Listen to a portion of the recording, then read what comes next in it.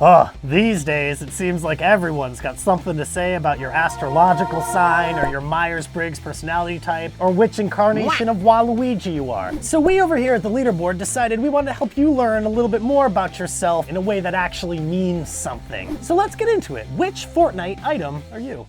Number 1, the pump shotgun. The pump is a Fortnite staple and one of the few weapons that people will argue is better than the SCAR. Personally, and I think a bunch of you in the comments are going to agree with me, I think the SCAR is hyper versatile while the pump is pretty niche. But inside that niche, you'd be hard pressed to find a better weapon, even when compared to the other shotguns. See, the pump just does so much damage and that's all there is to it. A headshot from close range can kill someone who just downed a chug jug, and even a decent body shot will put an unshielded enemy one pistol round away from death. The downside, well, it's that the pump shotgun fires really slow, so you're only gonna get a few shots in before the fight is over, so you gotta make those shots count, you know? And that's why, whether they're a hothead or pretty logical, the anthropomorphic pump shotgun likes to handle problems straight on and aggressively, but only after that problem has become a problem. See, where the sniper rifle likes to take care of things before they become an issue, the pump shotgun is at their best when the pressure is on and the stakes are high. Got a paper coming up Monday?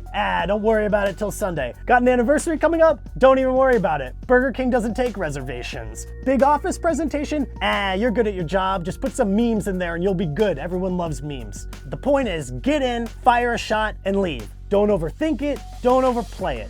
Easy as that. Now, whether it's confidence, arrogance, or plain old laziness that leads the pump shotgun to leave everything to the last minute, no one can deny that they aren't good at what they do. I mean, they must win more often than they don't, or they wouldn't have gotten this far, right? But that said, the pump will fail from time to time, and when they do, you gotta ask them, like, would it hurt to do more preparation? Like, we don't have to go to Burger King every year, like Olive Garden is like right there. Number 2, the spike trap. Here's a question. Have you ever been in a duel where you get a few good shots on some scrub and force them to retreat around a corner? Usually keeping up the aggression and chasing after them is a good idea, right? I mean, deep down you know that you should like build over the corner and not run around it, but you hit them really good. You swear they're down to like 1 hit, so what's the harm, right? You're almost at full health. You've got this. And so you run around the corner and bam! Not only do you run into a spike trap or two, but you're also hit with that little doing the orange justice this whole time. It sucks. It's the worst. But have you ever put 2 traps on either side of a chest that someone can see from really far away? Have you ever placed them early on in a pretty popular location and then forgotten about them only to have your week 4 trap kill challenge tick from 0 to finished when there's only 10 people left in the game? It rules. It's the best. See, the thing about the spike trap is that everyone either loves them or hates them. But no one doesn't have an opinion about them, you know? They're the class clown that really pushes the envelope, or the office prankster that management loves despite the numerous write-ups. They're sort of an asshole, but they're also the funniest best friend you've got, because the spike trap is loyal. If you put the spike trap down, like if you're in on the joke, they'll never turn on you or your friends, and that rules. That's like why I love the spike trap. You know, despite the time that Kevin told my mom about all the alcohols we supposedly drank on Sunday night.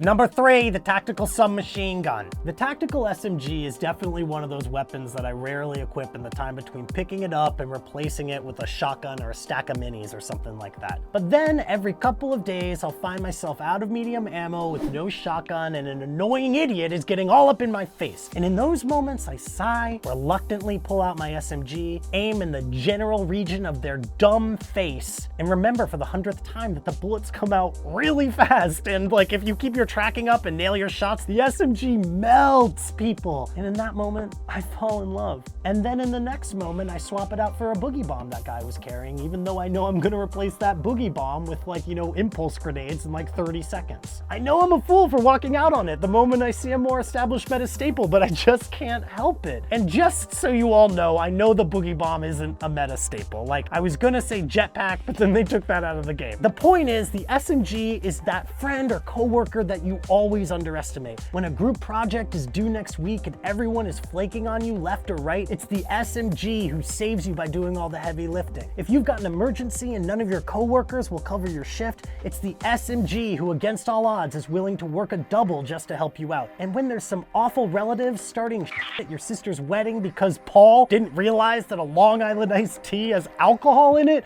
despite the fact that he's from Levittown, which is like the most Long Island place on on Long Island, it's the SMG who takes them outside and calls them a cab, and then, you know, like comes back in and starts a dance party or a conga line. The SMG pulls off in those moments where you thought everything was ruined. If there ever was a symbolic equivalent of when Will Riker shows up in that final episode of TNG to save the USS Pasteur from the Klingons, or when Eraserhead saves Froppy by stopping Tomura's quirk from going off, like, oh boy, is that ever a tactical submachine gun moment. So next time your SMG friend pulls your Gohan ass out of the fire, you make sure you remember you owe Piccolo big time. Number 4, shopping cart. IMO, the shopping cart is the best thing added to Fortnite since the impulse grenade. It's fun to use, it opens up a lot of new play options, and it's very, very Fortnite-y. I like that it's fast, I like that it's buggy, I like that you can use the cart with a friend and they can dance for you as you desperately try to outrun the storm. I even like that you can use the cart solo and dance in the basket on every downhill while you pretend that you have friends you're dancing for. More than anything, I like that it is unabashedly, unashamedly, lovingly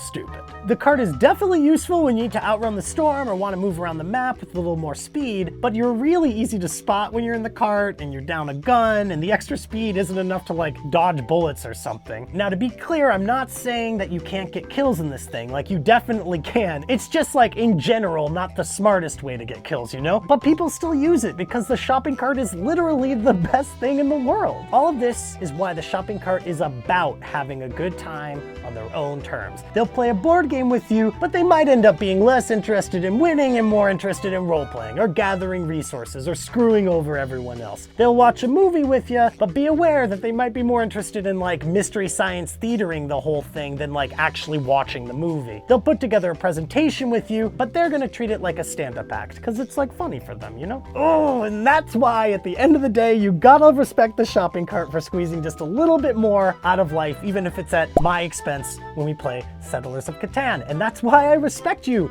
shopping cart Liz, for, you know, just doing your thing. I wish I could take life as freely as you do. Next up is the assault rifle. Hey, what's that? What's that noise? Hey, wow, what's that? Is that a supply drop? Oh my gosh, I wonder what's inside there. Oh my gosh, is that a Switch? Is that a Sony PlayStation 4? Is that the Xbox One? Wow, I sure wish I could get one of those. Well, Peter, you'll have a chance at winning one of these if you just go to www.leaderboard.nyc/giveaway for your chance to get one of these fabulous consoles. We do one every week, so make sure you do it.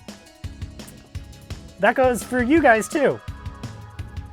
Wow, that was really informative for me and everybody else, I hope. What was the next one? Oh, that's right. And now it's time for actually number 5. It's the assault rifle, but not like the burst or the scar. When you're scrambling to find a weapon just after dropping out of the battle bus, have you ever found an assault rifle and been like disappointed? I'm gonna guess the answer is no, and that's because no one is gonna argue that assault rifles like aren't really effective. Sure, they're not the best weapon for any specific situation, but you're gonna have a hard time finding another weapon that will let you kick ass up close and far away. And that's why if I find a great assault rifle when I'm just dropping out of the bus, I'm pretty happy about it. And while yeah, I'm probably gonna swap it out after a house or two, I'm almost always going to be replacing it with another assault rifle because it's a weapon that's just too versatile to not keep around. And that's why the gray, green, or blue AR is the most reliable friend you've got. They're not too flashy, they're not too standout, they're consistent and effective. The assault rifle probably isn't a straight A student, but they show up to class, they do their work, and they're generally liked by the teachers and all the students. They may be playing varsity sports, but they're not the star of the team. Or if they're not athletic, maybe they're in the school play. But in that case, they're gonna be a character actor. You know, one with a big role, but definitely not the lead of the show. See, the AR is funny, but not too funny. They can handle the spotlight, but they don't hog the spotlight. At the end of the day, they're a foundation of your friend group, and it's like if they can't make it to the party you're throwing on Saturday, the party will definitely be worse, and that's a bummer. The AR is a great person. The only downside, like really, is that they're a jack of all trades and a master of none. Like they've got a good job, but not a great job. They're content with their life, but maybe there's more out there than contentment, you know? Deep down, you know that if the AR only pushed themselves like a little bit, they would be great. They deserve to be more than an M16. They deserve to be a SCAR. But then again, maybe if they did step it up, they'd end up being out of your league. Number 6, the one I know you wanna be, the Gold SCAR. The best of the best, the top of the heap, the gun by which all other guns are judged, the item for which all other items in Fortnite are replaceable, the Gold Scar.